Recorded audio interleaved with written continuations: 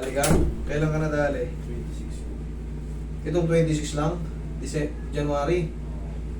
Paano ang ginawa sa'yo? Nasahod ka? Patakbo. Nasa Eric Pinangga ako. Nasa area ka, Pinangga ka? Ah. Sige, higa ka dyan. 26, ano mo ngayon? 5? 26, 30.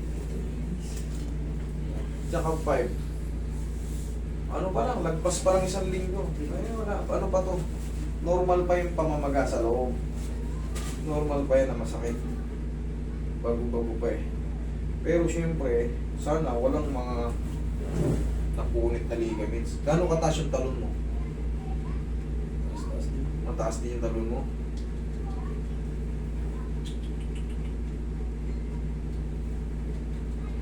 Ito yung sinasabi ko, yung basa.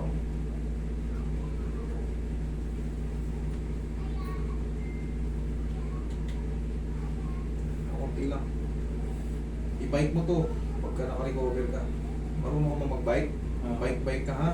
Para mabilis tong ano, tumigas tong ano. Ngayon, saan ka nahihirapan na ito?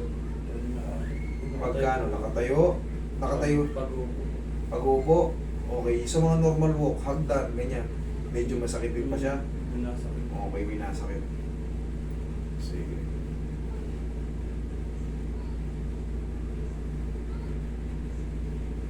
Nagkaroon ng konting sabaw to ayaw doon sa'yo. Ano, para may himayan sa loob. Pero ano pa to eh, pangkaraniwan pa kasi na medyo pagbabago pa.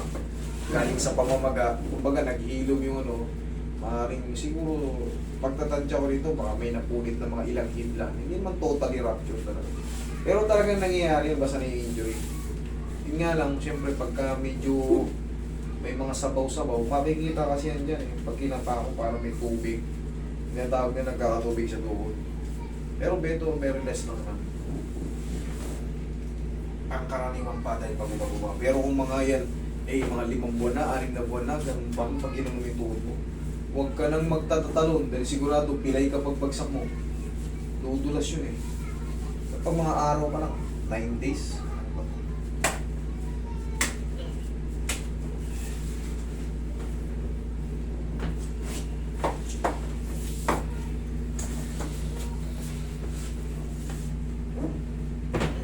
Isa pa.